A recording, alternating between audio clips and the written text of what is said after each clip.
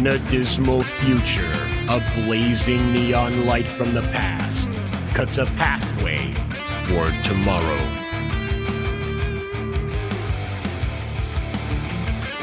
Bounding into Comics and Brett R. Smith present Escape from the Future.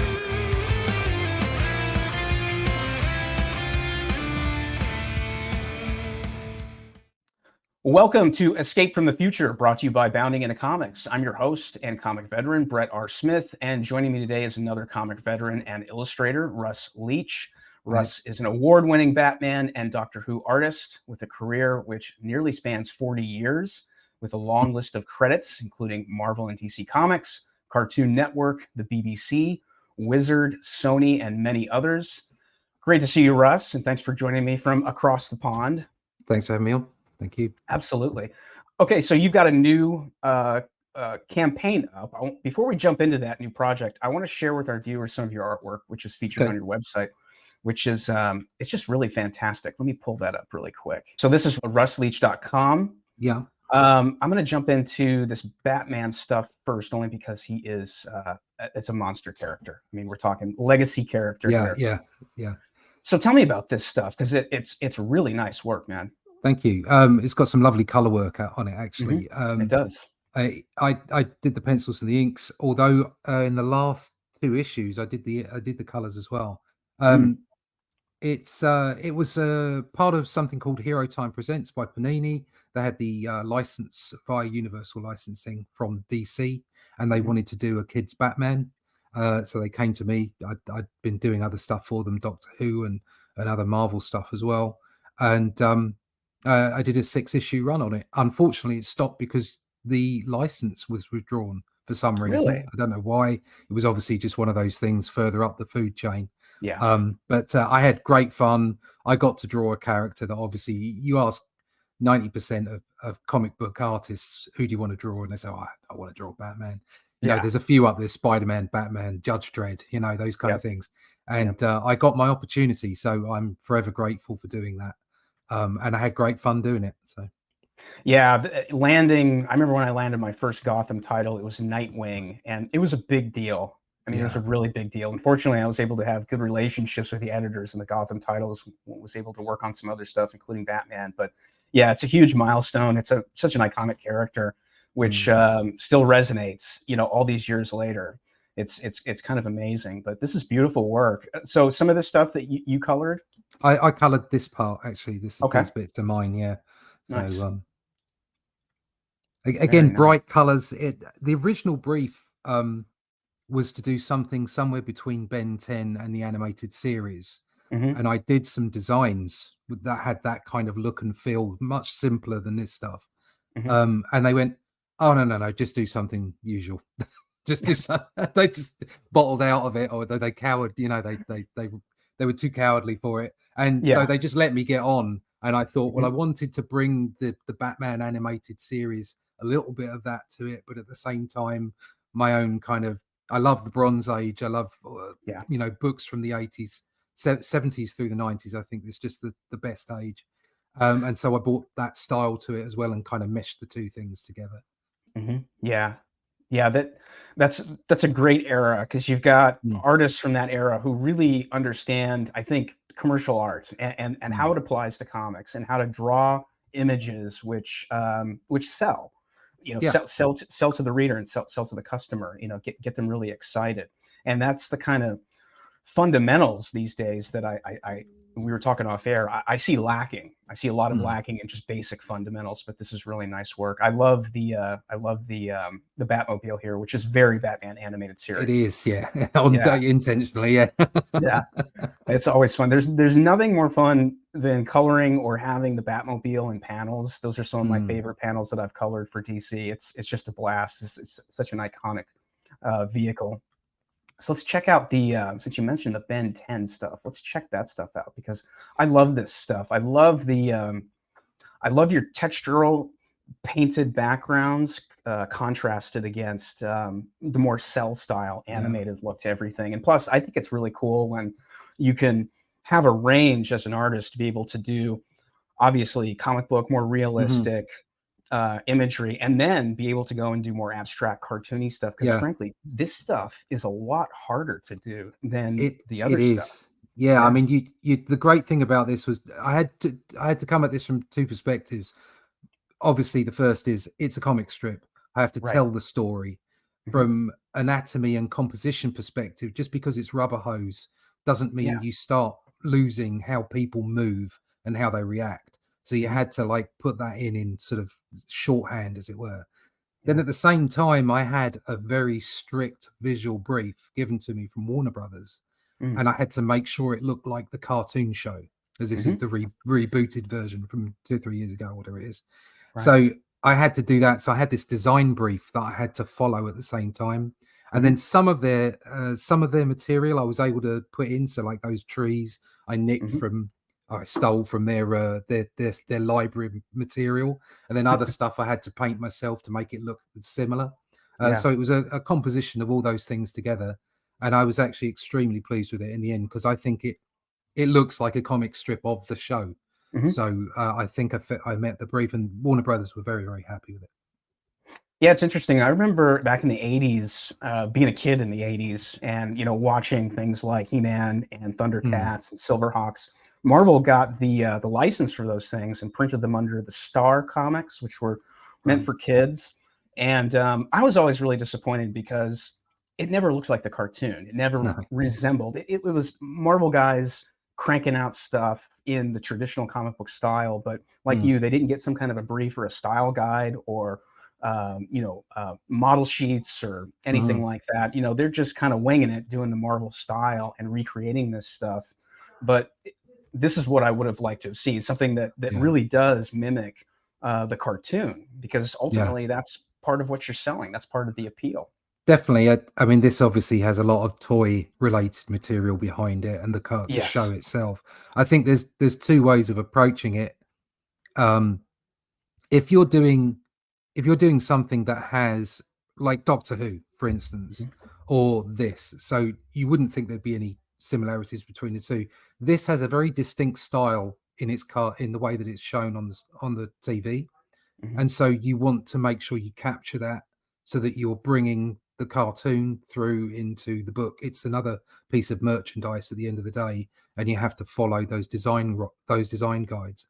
If you're doing a version of Doctor Who, say, then you want to make sure you get the likenesses of the characters correct, because once again, that's coming through. So although they're a very different genre, as it were, they both have to have the same rules applied. You have to bring through from the TV, because at the end of the day, the cartoon or the show is the primary delivery mechanism for the story and the style.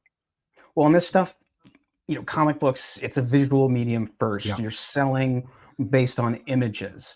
You've got to hook that reader with the cover, and then they've got to open it up and be delighted by what they see on the interiors as well. And I think if you're adhering to the look of the cartoon on the cover and on the interiors, you're going to have a happy customer, and you're going to have a customer, a repeat customer from that standpoint. That's right. And as long as you tell good stories as well. Well, that too. If you get all those things together, then you're done. You've got a seller on your hands. Yeah. It's pure alchemy. So here we go with Doctor Who. This is some heavy lifting right here with all these characters, man. That's a crazy shot, but it's really nice work. Thanks. So, and again, you are capturing the likenesses of the actors, which is huge. That's something else that I would look for when I would pick up adaptations of Dune or Star Trek or Conan, or because Marvel did a lot of those back in the day. They would get licensed to do the comic book adaptation of a lot of movies and TV shows, and this is great stuff.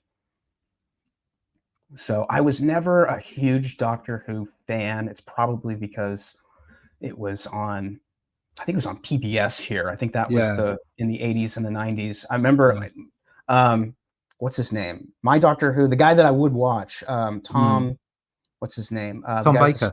Tom Baker, scarves and the curly hair. Yeah, that's my Doctor Who as well. Yeah, that's right. Yeah, so I still love that guy. Yeah, he's fantastic. I came to this in another title called Doctor Who Adventures, and I drew Peter Capaldi for 24 issues. Nice. And so I was asked to come back and do a 12-issue run on the Doctor Who magazine, which was the last Doctor, Jodie Whittaker, I think her name's. But yeah, I mean, it's not, I'll be honest, it's not my favorite Doctor Who. You know, I like the Doctor Who back in the day. So I think Capaldi was probably the best Doctor Who since, because he reminded me of the old Doctors. But at the end of the day, it's a gig. You know, somebody comes to you and says, "We're going to offer you money to draw pages." You draw the pages. Yeah, absolutely. You're hired to do a job, and you execute that job to your best ability. You know, exactly. because you give it your at best, the end of the day, it's your work, man. It's your work out there. It really doesn't matter what license or IP it is. You've got to be happy with it. So it's you got to put your heart and soul into it. So tell me about this one. This is Only Death Can Save Us. Only Death Can Save Us. That was my back in 2020 when there was lots of silliness going on. I got the opportunity to. I got the opportunity because a lot of business just fell away to really focus on something for me. We all know. I mean, anybody in the industry knows that I got my first gig in 2015 professionally drawing Doctor Who, and I thought, wow, this is it. No, that's very naive. You don't know where the next job is coming from. That's true. And you can get cut off at the knees because an editor has left or because an IP has been removed from a license. So I was looking for something of my own. I love Bronze Age stuff, so I was looking at doing something sort of vaguely somewhere between Jim Starlin and Jack Kirby. And I was doing that anyway, and then 2020 rolled in and did what it did. So I decided, well, I'd get on and do it, and that's what I did. I did an 80-page graphic novel, got that out. People liked it, so I did a second one. They're both now being published by a publisher in, I think they're in Sweden. I'm not sure. New Haven Publishing, and they've got an imprint called Viking Comics. I've also got a relationship with Randy Zimmerman over at Arrow Comics, and we're talking to Diamond at the moment about serializing the whole thing.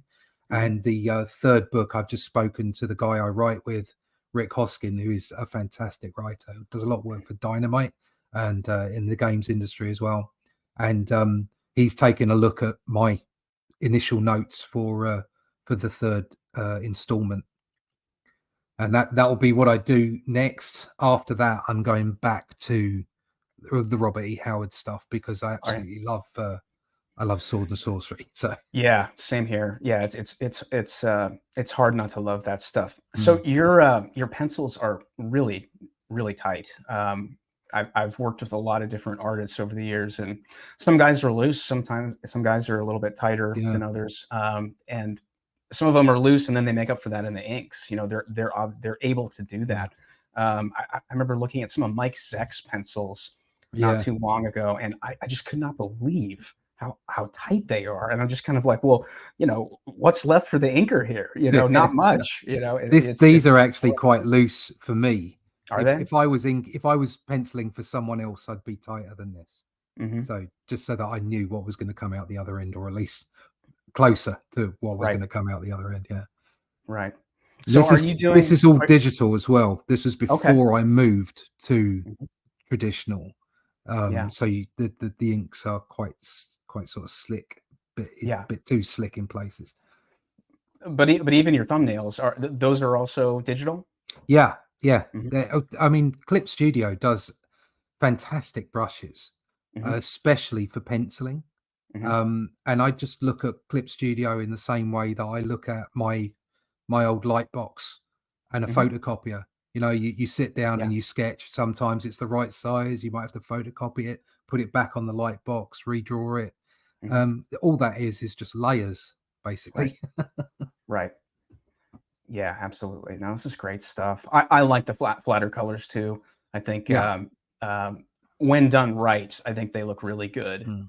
So, and it's funny because even in my own coloring, I find myself kind of going back to a little bit of a flatter style. Mm, Um, especially outside of the focal points. I just think that in a lot of ways it makes it a little bit more poppier and it kind of jumps yeah, off the page. I think sometimes when it's too much detail and you over render, you just can't see the forest from the trees. yeah, Um, definitely. I, Sorry, I think it helps Mhm. the inks come through as well. It does. So if you've got a really open style, then the colorist can have a field day. But Yeah. if you've got a fair amount of ink on the page, then it's sort of, it's better off being a flatter Yeah. approach. Let's talk your current graphic novel, The Shadow Kingdom, which is up So on Fund My Comic, yeah. on my comic. Fund My Comic is a smaller platform. It's run by a guy called Luke Stone, Hmm. and it has, we're aware that there are certain forces in certain platforms that seem to not like certain creators. Sure. I've never personally fallen foul of that, Hmm. but there's no doubt that it is a thing. So I wanted to show Fund My Comics some support because their claim is there is none of that. Hmm. If it's legal and it conforms to reasonable standards, then you can put it on there. It doesn't matter what your opinions might be, it's on there. And I Right. think that kind of platform deserves some support. So I wanted to put this book out there on that platform. Hmm. That doesn't mean I won't use Indiegogo or Kickstarter. Of course I will. I want to get my Sure. book as far as I can, but I Hmm. wanted to do it first on Fund My Comic this time because I felt it deserved the support. So Yeah. So this is an alternative to Indiegogo. It's an alternative mhm. to Kickstarter. You guys are 24 days to go. You're 54% of your goal. And I was taking a look at this, and I just think it's fantastic. So tell me about who you're collaborating with on this Right. project. Um, Robert E. Howard is obviously the original writer and creator of Cull, but Hmm. also Conan. People know Conan a little bit more than Cull. Solomon Kane as well, Yeah. and many other things. And this is effectively the it's considered historically as the first sword and sorcery book. Wow. Um, and he wrote it over 100 years ago, I think. Anyway, Wild. Randy Zimmerman, who's been in the industry for 40 odd years, he knows his way around, and he's loved Robert E. Howard since he was a boy. Hmm. I've loved Conan and Cole and the other stuff, and Solomon Kane actually, because they used to run that as well back Hmm. from the 70s and 80s. And we happened to be chatting about the fact that the first three stories and Cole himself would become public domain. Hmm. So we said, well, let's do an adaptation of it, and that's what we did. I just got on and did it. Um, Randy has kept as much as possible of the original prose of the original story, and we Hmm. also run the story in its original prose in full length in the book as well, with a presentation with illustrations as well. Wow. So you get like 110 pages or so of Robert E. Howard, Yeah. and we're very faithful to the original story as well. Yeah. I mean, that stuff is so classic. There's no reason to really No, not be faithful to it. You know what I mean? no, It's just absolutely fantastic stuff. And the fact that this is the first sword and sorcery story, I think, is also really makes the book really unique. yeah, it's something different. Also, it's in a landscape where entertainment is for the most part dull, Hmm. just awful. Um, it's a it's a classic. It's the Yeah. way it's a hero's tale. It's hero's journey. It's a Hmm. story about this Atlantean king finding out about the terrible secret of who's really running the world, which are a bunch of lizard men. It's probably the start of the urban legend. It's a Yeah. fantastic book. There's so much in it, and from our perspective, we wanted to see some real, proper storytelling, get people to appreciate the prose that Robert E. Howard, because he had a fantastic ability with words, Yeah. and just to appreciate a good manly story. And that's what it is. It's a proper manly story, and Yeah. it's an adventure, like the old pulps. And that's what we wanted to do. If this goes well, in fact, probably even if it doesn't go well, to be honest with you, um, we're going to move forward. Cull is in public domain, If you know anything about the Conan public domain, over in Europe, there was a publisher called Ablaze who ran something called the Cimmerian. So obviously Conan is a Cimmerian, that's where he's from. Right. And so they can't use the name Conan on the front. Even though Conan is a public domain character, the actual name is copywritten by Marvel and all other kinds of people. But they could produce stories. They could produce the new stories, and that's what they did. And that's what we're going to do with Cull. What I'd like to do is I'd like to start telling black and white stories, if possible, on a quarterly basis, but we'll see how that goes. Yeah. And it's going to be called The Atlantean. So we Very can't nice. call it Cull because Cull is Right. copywritten, but Cull the character is public domain. So we can call it The Atlantean, and we can effectively go on a road journey after this book ends. If you come and read it till the end, you'll realize that there's this open-ended place we can go with the characters and kind of go on an episodic journey where you just go seeking out the lizard people, and you bump into dragons and witches and all kinds of stuff on the way, and just have those adventures, those solid manly adventures. Yes. Yeah, masculine, tough heroes that we had in the 70s, the 80s, the 90s. I'm a huge Conan fan. In fact, I've got Renato Casero's poster behind me, the one sheet for Conan the Barbarian from John Milius and Oliver Stone, which is probably one of my favorite movies of all time. And in a lot of ways, when I think about that movie, I think that that's kind of the birth of sword and sorcery in cinema. I don't think that we would have things like Game of Thrones or even Lord of the Rings on the big screen without that first Conan film. Yeah, it was a real milestone, and it still looks great, and it's still a great movie in so many different ways. Yeah. I have that in my collection. Yes. So the Shadow Kingdom has over 110 pages, 69 pages of beautifully illustrated strip. The original prose by Robert E. Howard. You got a foreword by Razor Fist, who's a great guy. He is. Additional art for the limited edition. Talk about that. Is that like a perk you guys are giving in basically if some of your tiers? Yeah, it's the limited, whatever's in this edition, you don't get. So for instance, if we took this to Diamond, the extra art in the back, you're not going to get it.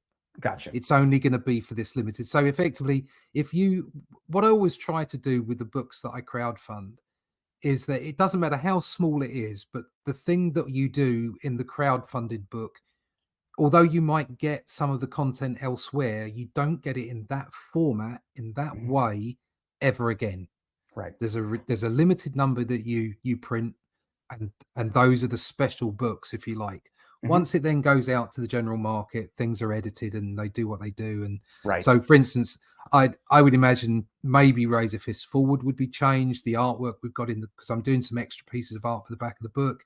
They might not be in there again, or certainly not in that format.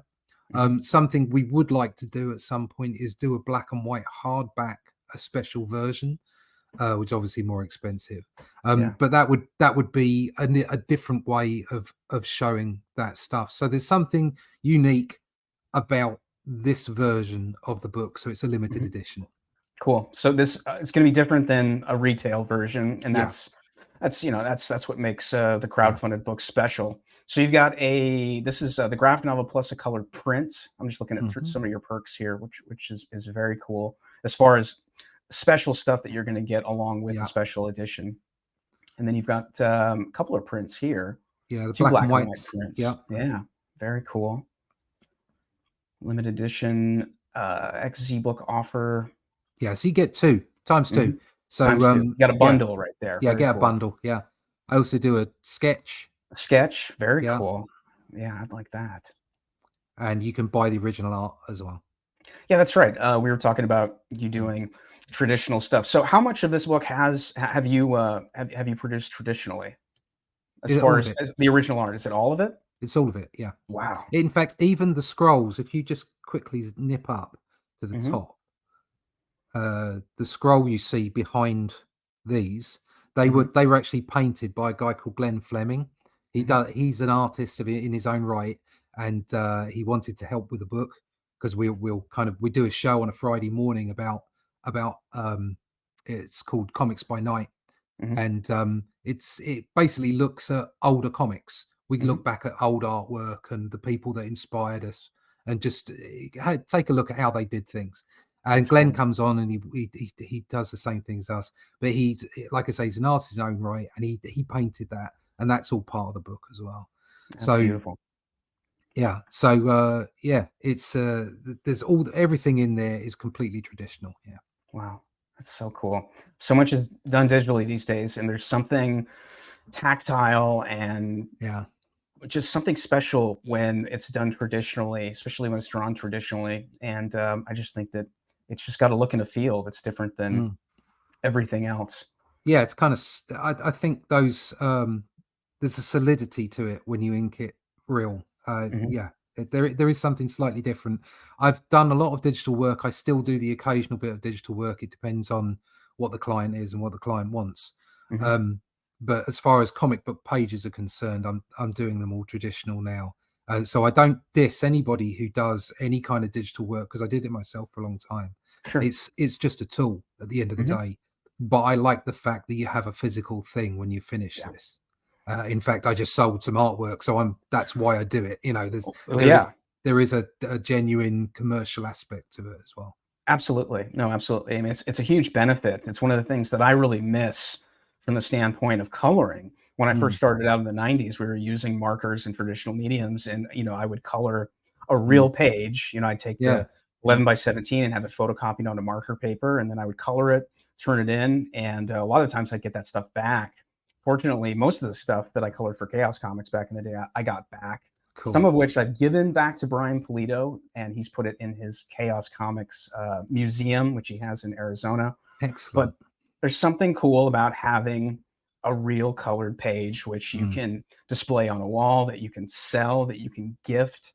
It's one of the things that I don't like about digital. I don't miss the cleanup, and I don't miss buying markers or filling the markers once they Yeah, dry out. I don't miss yeah, that stuff, but I really do miss having stuff that I can actually physically show people rather yeah. than having to go into a printer and have it printed out and all that stuff, because it's really not the same. What's the progress on your book so far? How much of the artwork and production of the book is completed? It's done. Done. So Okay. all we have left is an extra that Randy Zimmerman has written, and I've just Mhm. got to pop that in. Just waiting on the forward from Razorfist, Mhm. but so it's just compiling the files and sending them off to print. That's Mhm. left to do. Everything Nice. else is done. So Very cool. Well, I mean, backers should know that yeah, if they do back this, that the comic book is basically done and it's going to ship on time. yeah. Well, we'd send it to print as soon as the campaign is finished, so middle of April. So I'd expect to Mhm. ship in May. Yeah, Okay. That's right around the corner, man. yeah, I think that there is an underserviced demographic out there in boys and men, yeah. and stories for boys and men. And I think that this really fits the bill. There's a I think market out there. there Yeah, is a market, definitely. Yeah, and you are filling, I think, a gigantic vacuum. Frankly, I mean, everything we yeah, get these days is female led, female heroines, and I yep. just think to myself, what happened to the days of the 80s and 90s, the days when I grew up, when we had characters for girls, obviously, but we also had characters for boys. Yeah, And they yeah. weren't sort of cross marketed, because I don't think you can cross market them in a lot of ways. I think there are No. certain characters that can appeal to both. But at the same time, what I don't understand is why completely and totally ignore a male audience with tough, masculine, unabashedly heroic Mm. characters. You You can know, see it. You can see it in the way that Marvel have approached DC as well. Have approached their books in recent years. mhm. They went looking for an audience and just dissed the old audience. Um, that's that. I don't understand. I mean, from my perspective, okay, I'm not going to get involved in ideology or perception of You don't have to. culture. I don't have to. All I have to Right. do is look at The the market. money. Okay, look at the market. Okay, Mhm. they had 10 years in cinemas where they were king. Yeah. Why wasn't there stacks of comics everywhere? And you could do so you go into your local comic shop, because that's the only place you can get comics now, instead of being able to get them in any other shop, and you find that Thor is a woman. And it's Right. like, there's nothing wrong with that story in and of itself. But if you're trying to market comics to kids, keep the same characters in the same format so that they recognize them and buy them. Okay. Yeah. You could have had a whole set of, I know they had new Marvel or whatever it is, or all new Marvel. You can have your all new Marvel. Okay. And then you can have, for want of a better term, you can have a 616 rack. Okay. And then you can have an ultimate rack over there. Okay. Right. Market to everybody. Why Yeah. would you not do that? Why would you not do that? It totally bemuses me as to why they went that route. Just commercially, what the hell are you doing? All right. And so you can agree or disagree with whatever's in or out of any book. Okay. But what you want is the widest possible spread for your audience. Don't just say, I don't like that audience, so I'm going to go for that audience. You can put all your feminine, or not feminine, because they're not feminine. You can put all your female leads over there, and that's for that market, and put all your male leads over there, and that's for that market. You can have a spandex aisle, and you can have a leather aisle. You can do whatever you need to do in order to get the people to buy the books. And the idea that you're going to take you're going to take a male character and just skin them with a female skin. That's just silly. Right. The reason that we loved female characters before, like Aliens, I don't know, just pick one out of the top of my head, is because there was femininity to them. They had that inner strength of femininity. Yeah. Okay. That was what they were, and you loved them for it. Okay. You don't want a guy in a girl suit. You just don't. Or the other way around, a girl in a guy suit. Yeah. Exactly. You don't want it the other way around. So, there's no harm in having some of these tropes and stereotypes, as long as they don't overpower everything. There's no harm in them at all. And you're right. It's very much, I mean, coming out of, the thing I just mentioned there earlier on about only being in comic shops. I love comic shops, by the way, but I'm a nerd. Okay. So not being in comic shops or just being in comic shops and not being in mainstream, the newsstand, meant that you lost generations of kids. And you lost generations of boys between the age of 8 and 15. Okay, you just love all that stuff. Yeah. You can argue the point about what's a girl brand and what's a boy brand, but I know for a fact, I'm however many silly years old now, and all I've seen through my life is like real world examples. I know, from my own kids, from my wife, from my friends, okay, that the vast majority of girls didn't really like Star Wars. Okay, they just went with their husbands or their boyfriends or whatever. And most guys don't really like rom-coms. They go with their wife, or they go with their daughter or their girlfriend or whatever to see the films with them. All right, and it's just the truth. There's nothing wrong with it. There's nothing wrong with it. Yes. And comics are like that. It's like comics are for everyone. There should be every type of comic for every type of person, but it doesn't mean that one comic is for everyone. Okay, you can have an audience. It's okay to do that. And I'm sorry, but this is the stuff that I love. This is stuff that I grew up with, and I really like it. So I'm going to produce more of it. No, I think it's great. Titan at the moment are doing a great Conan the Barbarian comic. They're doing a Savage Sword of Conan magazine every other month as well, apparently. There's a couple of other, I think Dragon Rage, something like that, by Jimmy Ray. Is it? I'm sorry, I'm rubbish with names. I think that's right. He's out there. He's doing a great thing as well. And there's some other bits and pieces. But you're right. There's still a vacuum there for this kind of story. I think bringing a classic back is a great thing, and then moving on and making more manly adventure stories is a good thing. There's a market out there. We're going to do it. So, no, absolutely. What you're describing is what baffles me too. And I just think to myself, when you ignore certain demographics, or you ignore a large portion of your market, which is boys, and you put everything into girl brands, I don't think it's smart business. What you're talking about and what I advocate for is covering all bases. And in that way, you are spreading out your risk. Yeah, one of the reasons why Marvel's not doing well right now, and Marvel and DC basically account for about 16-70% of the comic book market in America, is because they've put all their eggs into this one basket, which Mm. nobody really wants. Not No. even women. They don't even like it. And then I look No. at what manga does, which is Ugh, ultimately what you yeah. described, which is they make comics for everybody and every demographic. If you're interested in golf or fishing, there's probably a manga comic Everything. about Yeah. that, dude. Yeah, that's the crazy thing is, Men and you know what I women are mean? yin and yang. The Yes. idea that we're the same is ridiculous. We're Yeah. not. We're beautifully paired together. That's the Mhm. point. And that's what's great about storytelling is you can investigate both sides of that coin. You Right. can look into both ways, but it doesn't. What you shouldn't be doing is restricting an audience by trying to have the biggest audience. Right. Because when I say I don't mean that from a commercial perspective. What I mean is if you're trying to appeal to absolutely everybody with just one thing, you're Yeah. not going to make it. You've got to target.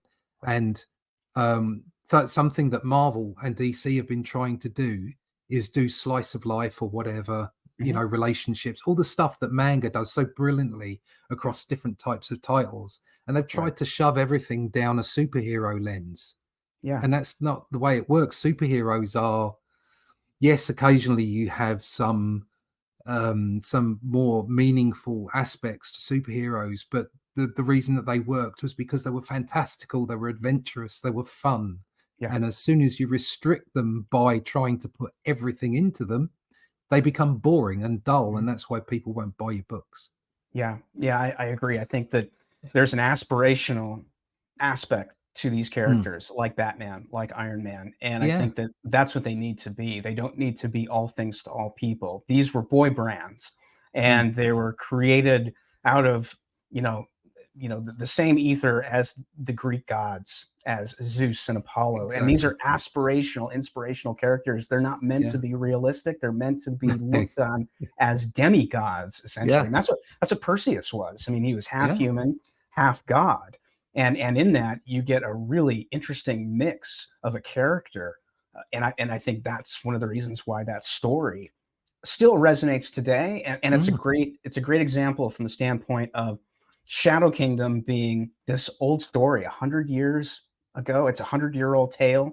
You got one Somewhere of the around there. Yeah. somewhere Yeah. around there. Yeah. And Yeah. and it resonates today just as much as it did back then. Maybe it resonates more because it's filling a Yeah. vacuum. It's giving readers something that currently really doesn't exist on the shelves outside of, like you said, what Titan's doing. Yeah. One of the things I like about your art is that it has a classic American style to it. And it's indicative of a lot of the art that I grew up with in the 80s and in the early 90s. And it's one of the things that caught my eye when I was checking this out. I was just like, wow, this takes me back. This takes me back to being 8, 9 years old, going to my favorite comic book store, Mile High Yeah. Comics, and completely and totally blowing my weekly allowance on, this kind of stuff, which Yeah. again is, classic tales of high adventure meant for Yeah. boys. And even the artwork is masculine. It's beautiful. So I It's love chunky. it is that too. And I think that's something else which, from a stylistic standpoint, really attracted me to this book. So and I love this nighttime sequence as well. I think this is really nicely colored with some There's of your a beautiful script over the top of that. The city is talking to him. mm, And it's very cool. It's very cool. yeah.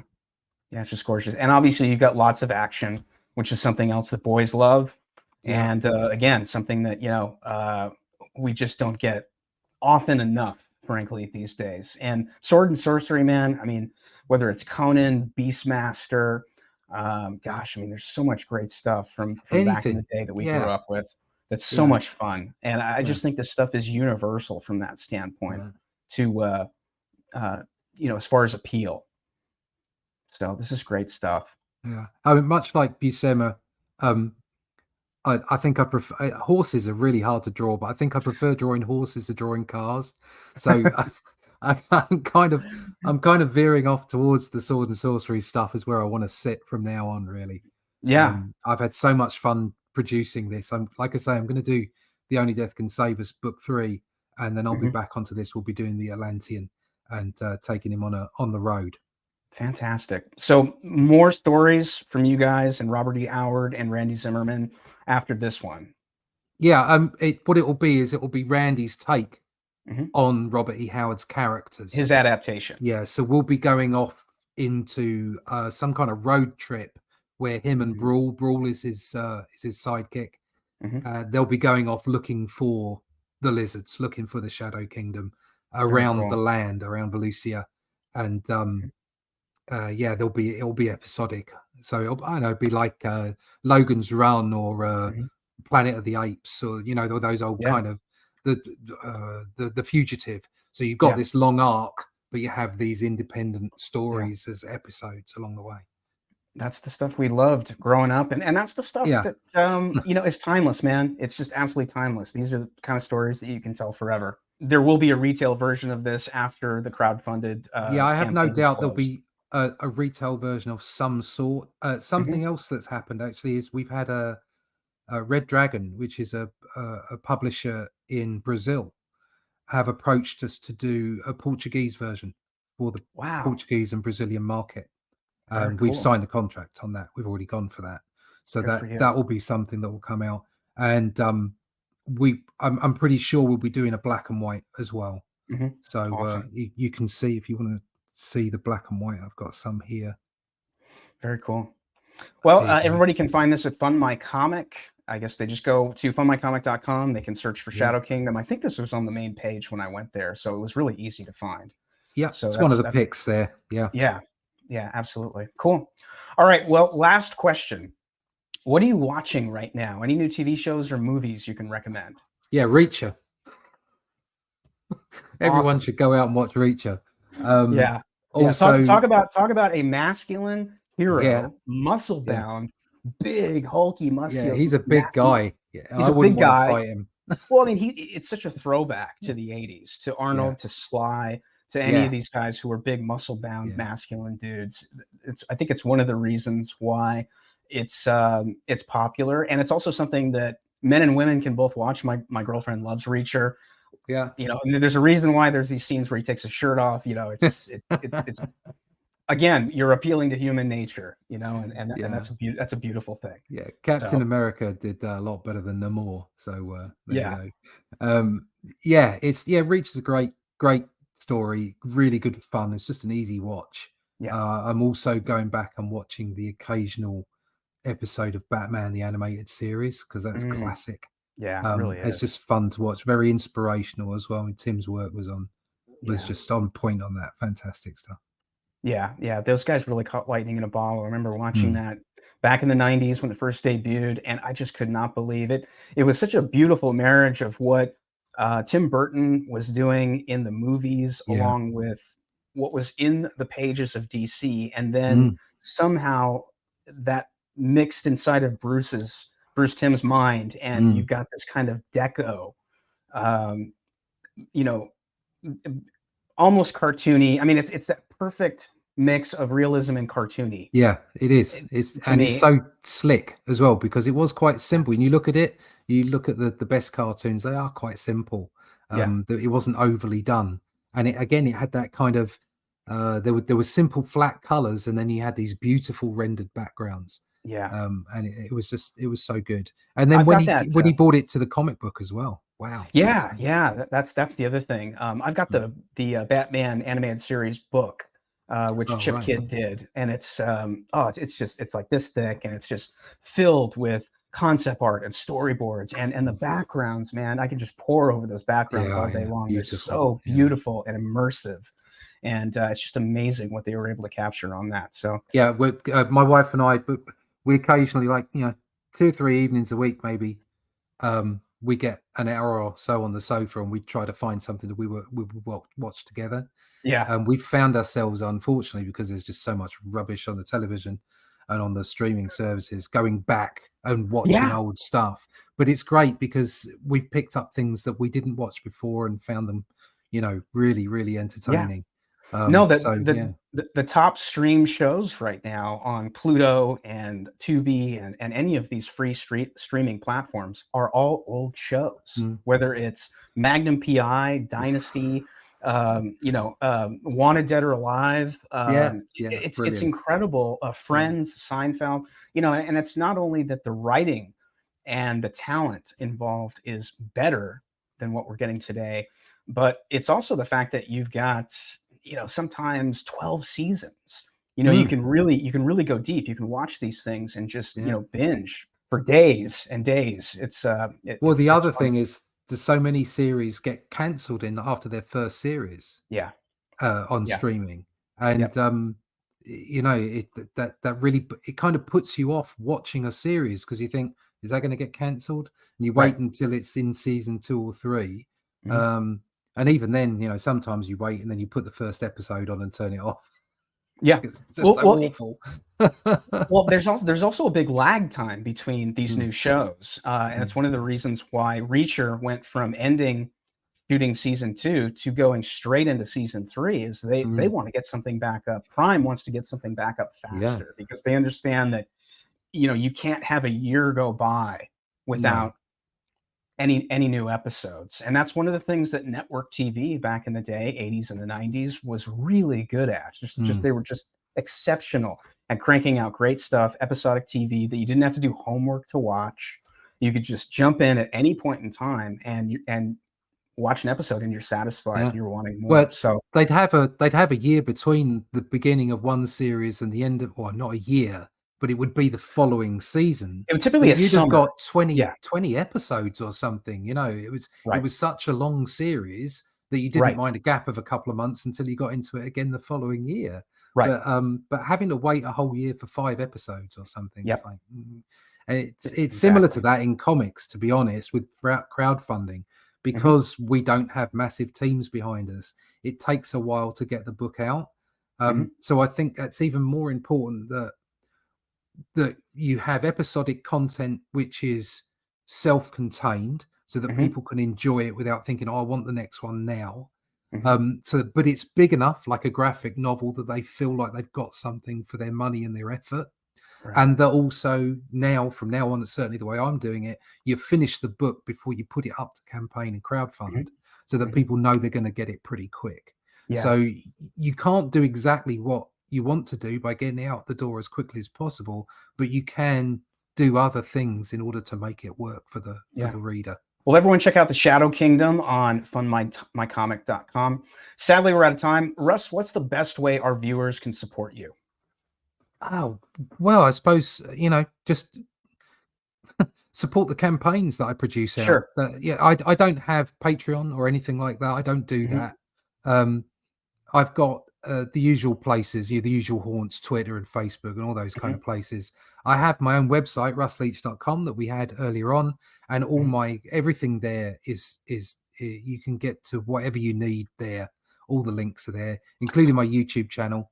That's Yeah, Comic Book Black Belt. yeah, So talk about Comic Book Black Belt because I was checking that out on your website, and it looks really cool. This is your yeah, YouTube, you're on Instagram. What are you yeah, guys doing over there?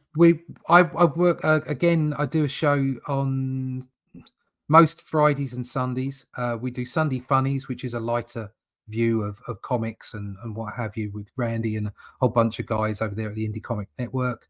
And we do on Friday morning, which again we tend to get a lot more people watching us on rerun rather than live because it's in the middle of the night for so many people. But Sure. we do comics by night, and we basically investigate older comics, classic Mhm, stuff. We look at the artists that inspired us and what have you, mhm. and take an analytical approach and go through there. But we have some fun as well. So I pump that out through my YouTube channel as well, which is the Comic Book Black Belt channel. But I also have some pre-recorded videos up there of my artwork, how I approached it. Maybe, Yeah, hopefully, that other people can find it of some use in their process as well. yeah, And then I'll put up the occasional bits and pieces about what I'm doing at the moment. So there's how to make a graphic novel, which is me following the process of what I did for my first graphic novel, Only Death Can Save Us. There's some quick times of me penciling and inking as oh, well. cool. Yeah, And nice. I'm the Comic Book Black Belt because I appreciate that getting a black belt in a martial art is very similar to mastering your art as a comic book artist. Yeah, You have to understand the basics first. And mhm, once you understand the basics and you can reproduce them then you start to really learn. Then you start to really produce your own kind of artwork, and you start letting your own character come through. Yeah, So that's a great point. What's the best way our viewers can find you and stay up to date on everything you have going on? Yeah, russleach.com, and then Gotcha. and then I suppose from there, Twitter or Instagram. Yeah. Gotcha. Cool. Awesome. For more videos like this one, subscribe to Bounding in the Comics channel on YouTube and Rumble. Also, make sure and like this video and leave us a comment. Thanks for hanging out with us, and we'll see you next time.